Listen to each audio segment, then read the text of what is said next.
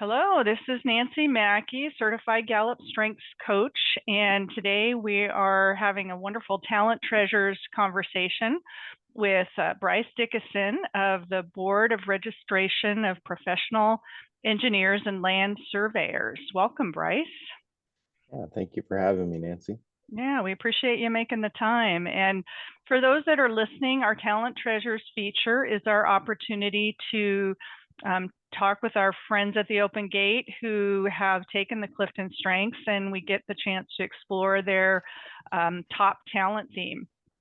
And the Clifton Strengths is a wonderful tool to learn about our talents and our strengths and how we can apply them to be better in our work and in our lives. And so, Bryce, you have a top talent theme that's called Analytical. And what that means is folks with the analytical theme are logical thinkers and tend to peel back, or like to enjoy peeling back the layers of the onion to kind of get at the nugget or root cause of something. So since that's number one in your talent themes, at least as of right now, that means that it's almost like breathing. We almost don't even think about it. So in your role, Bryce, how do you see the analytical playing out through the course of your day? Yeah, a lot of planning, evaluating, assessing, solving. Generally, everything revolves around something like that, a variable, that needs to be considered. Yeah. Um, whether it's, in my work life or my personal life, that's generally what I'm paying attention to is all the variables that affect, um, a situation or decision that needs to be made. Yeah. And I imagine that must help you make pretty good decisions. Do you find that to be the case? Most of the time, Mm-hmm. I would say, no one's perfect, and details and variables can slip by that you don't know or were unaware of. But Right. that's kind of the skill that you develop with analytical is being able to identify the details and the facts that need to be considered, when Right. making a decision. Right. um, Part of that's just, yeah, really just seeing all the information and the details for what they are, and Yeah. also investigating and finding the details that you need to find. Yeah. Yeah. Mhm. What a great summary of it. And as you find yourself, say, taking on a task and looking for, like, I like that word, root causes. Are you conscious of it, or do you find yourself just being real conscious about looking for those details, or no?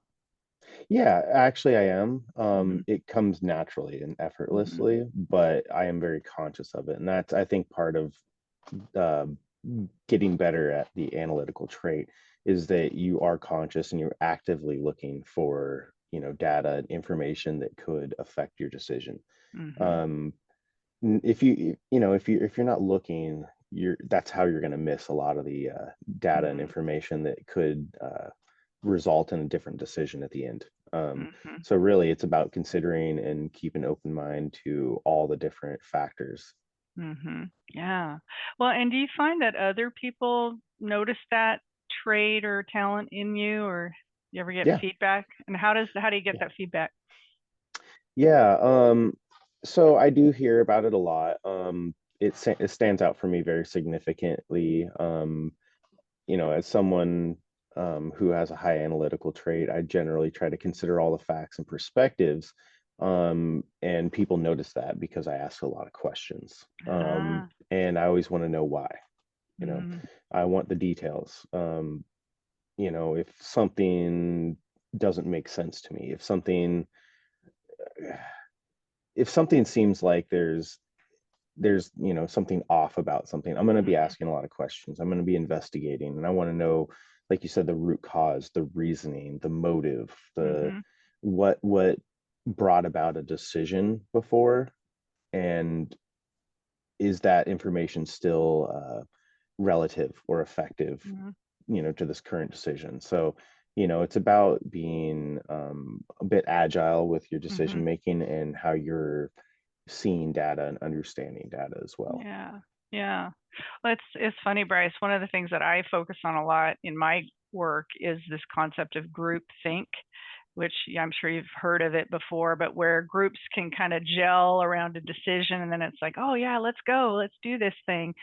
And I think folks with your talent are a great counterbalance to that group think, where again, like you said, you're offering up the questions like why, and have we thought about this, or what about that? So, and it can be kind of a tough role to play if a group's saying, hey, let's go this way, and you're the one person saying, how do you find that dynamic? Yeah, you're not wrong there. Mm-hmm. Sometimes, I might play the devil's advocate, a little Mm-hmm. too hard about stuff. I might, give a counter opinion, and some people might be ready to make action or to move, and Right. I might be like, whoa, hey, hold on. Let's consider all the different, variables to the situation. So that can create, a sense of, maybe conflict or tension, Right. between personalities. Just because I try to consider everything before I act and not act Mm-hmm. and then kind of learn from, the action. Right, right. Yeah, no, that's it's great that you're real observant of that. And so it sounds like you've found ways to navigate that. What's been your trick for navigating those, like you said, conflict situations?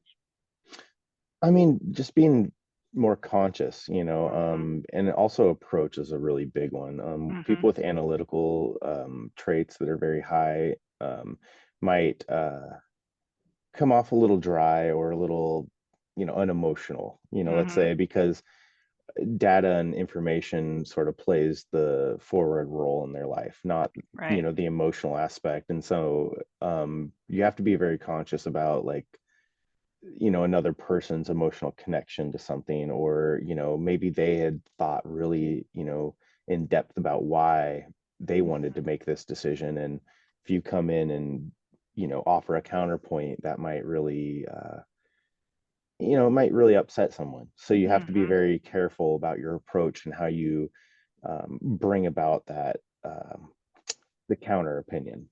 Right, right. Well, and you touched on one of the questions that I think is really important to think about with the Clifton strengths is, our talent themes essentially are neutral, right? That they are neither good or bad in and of themselves, but they can serve us really well and we can build them into a strength, which it's obvious to me you seem to have built that analytical into a strength because you're learning how to use it to navigate too, right? And you're kind of polishing off the edges where maybe it might not serve you. But one of the questions I like to ask is, yeah, does it ever get in the way? Is it ever a barrier and that you've noticed in any way? You sort of touched on it, but Yeah, I mean it can be. For some, if you come too strong with your counterpoints or your opinions, it might mm-hmm, make someone else feel a little bit upset. It might make them feel kind of like you're walking all over them, right. with your information. Like their thoughts or their points that they made are, moot or not important. So you just have to be very careful and make sure you realize that just because you have information and thoughts and opinions, it doesn't mean that someone else's are wrong. I think the key with analytical is you're just looking for all the different variables and you present them in an unbiased, open-ended fashion for consideration, and not try to put too much of your own opinion behind it. That's awesome. That's awesome. Yeah, you sound like I said, like a number one talent theme. Well, and that makes me really curious too, because as I was looking at your top 10, I noticed so analytical is considered an analytical thinking or strategic thinking theme. So it's something that helps us analyze and process information. You have another theme in your top 10, which is called strategic thinking. And so, just for the listeners, a little difference between those two, the way I see it, analytical thinking, like we said earlier, is really about examining the root cause. You look at detail, you are really kind of dig deep on those details. People with strategic, which is my number one, so I get that too, is like we're looking for patterns. So we tend to like be like a gopher looking out and seeing all these things, and then you put all the patterns together. So strategic, and again, these are both in your top 10, which is kind of interesting. So strategic, if you think about it, is like kind of a fast analysis, analytical is more of a deep dive, slower analysis. How do you integrate those two in your top 10? Yeah, that's a really good question. They don't actually conflict as much as, you would think. Mm-hmm. They sort of support each other, with Mm, analytical being the more in the weeds, in depth sort of deep dive, where the strategic thinking aspect of it, it's more about you're looking for patterns, you're looking mm-hmm. for repetition. People like that, I feel like they also have uh what's the best word for it? They have like a pattern that they follow, uh, and basically it's that you have established concepts and ideas that you can follow basically because you have a pattern that you've established and that you see in the world. So, maybe if you're analyzing something that has an issue, maybe you're looking back on it like, how many times has it, been an issue? How long has it been an issue? And you're looking for that like that pattern. Like, is this a repeat issue? Well, how many times is it repeated? And really, the strategic thinking comes about because what you're doing is you're planning for the future. You're sort of looking forward, and you're seeing all the, data analytical information, but how does that affect a situation? So, the way my mind works in a way is, I always have like a plan A, plan B, plan C, right? Mm-hmm. And think about it like a tree, the way like a tree grows, a branch grows. There's the main, the main branch that comes out, but then there's a lot of little sub branches that come out. Right. And sometimes, maybe that sub branch will become the main branch, but Mm-hmm. it's like it splits off, and you always have different options that you can choose. There's always like a fork in the road essentially, and Right. you're trying to choose what the best direction would be, you Yeah. know. And so I think that's where the strategic thinking comes into effect. Is, I'm taking that information, that data, and I'm using it to apply to that sort of future path, to Yeah. guide me. Yeah. Wow, what a great That makes sense. analogy. Oh, yeah, totally. So, yeah, I told you, I get strategic thinking, so that made total sense to me. So, well, and Hmm. then I noticed too, because you also have futuristic in your top 10. So, yeah, yeah. So you got this really powerful combination of analytical thinking themes. But Yeah, yeah, um, well, and of course, as we all know, in the world of work, we're people are just as unique and different as snowflakes, right? And the same is true for our talent themes. hmm, We're working with people that have sometimes vastly different talent themes, and so that's part of all learning how to work together and how to be a team. What right. what are things maybe, and this may be a little harder question, but what are things maybe that frustrate you that other people do that maybe could help? Sure. Yeah, no, that's a great question. Maybe closed-mindedness, is a hard Mm, one to yeah. come up against because of how much I try to remain open-minded, Mhm. and try to see all the different effects of, information coming in, that would inform a decision. I guess impulsiveness, maybe Yeah. is a struggle for me, because it doesn't allow that time to sort of decide and, have an informed decision. Right. So quick, maybe I would say being extremely agile and quick decision making, that sometimes is harder for me because I want to really analyze things, and I Yeah. want to hold back on making a decision until I'm feeling confident, and Yeah. informed. um, so that's definitely one that I could see would really affect me. Yeah. That makes And sense. I guess you could sum it up in to a hesitancy to commit. Mm.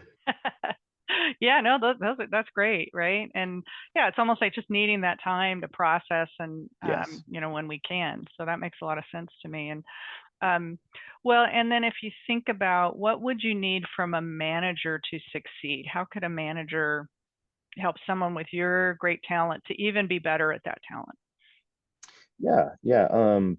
Obviously, support from management, for your talents is important for your job, to be excellent and to be the most efficient, person you can be. Um, a lot of it would just have to be maybe a little bit of a freedom to be able to look at that data, Mhm. maybe given time to look at data, understand that it takes time. Right. Sometimes in like fast paced, environments where there's not a lot of time to think, someone with my skills or my traits might struggle a Mhm. little bit because Right. they're not given the kind of time to process and look at the data. Maybe it's, decision making before analysis, and I think that that would conflict someone with a high analytical personality. Yeah. um, and so it would be, room to just really analyze information. And also, what's interesting I find is that analytical people actually gravitate towards other analytical people. Mhm. It's not so true for other traits, where sometimes some traits will conflict, with Right. that same trait. A lot of analytical people will seek out other analytical Mm. people to have deep conversations with because of how deep in thought the analytical trait is. I Yeah. mean, it's very in your head. You need, some quiet space, quiet Right. time to really think and process. And it takes a lot of brain power to kind of project out, those Mhm. different variables and different pathways. And Mhm. so you need focus time as well, which Yeah. is my number three trait as well as focus. Yeah. So Right. Right. um, Which, focus yeah, time. which is something that I really admire because it's lower down my list. And people that can really focus and get stuff done, it's very admirable for me. I wish I had a little more of that. So Mhm. My best advice to people for that is headphones. yes, um, good point. if you're in an area where there's a lot of sound and, Mhm. moving pieces around you, just try to headphone up and Yeah. zone Eliminate in. eliminate Yeah, those distractions. Yeah. Yeah. And exactly. I was thinking about what you said about seeking out other people with analytical, which makes a lot of sense to me too. I mean, I think that would fuel you being able to really dig deep with somebody else who gets it and who gets your way of thinking. Right. Yeah, yeah. Well, as I wrap up, is there anything I haven't asked you that you want to share? um no. There was an interesting tidbit about the difference between analytical minds and empathetic minds, about, Yes, how your head guides you with analytical thinking versus your heart guiding you with the empath. that's right. I'm definitely more of a headstrong, head-driven person by far. Right, I try not to let like emotions kind of get to me as much. I try to make right, informed decisions based on general information, because I mean, real facts can't be biased. They can't right, they can't have multiple different results, right? Facts right, and data are what they are. And so right, it's very it's easier for me to make decisions based off, information that is, versus right. emotion that can change all the time. Mhm. It's very hard to predict Right. in a No, sense. I know.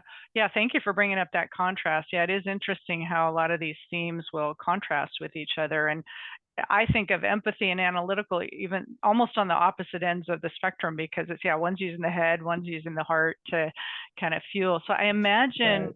do you find, and this is just a curiosity of mine, but do you find when you hear or what do you think when you hear the words I feel? That it's a definitely a complex thought.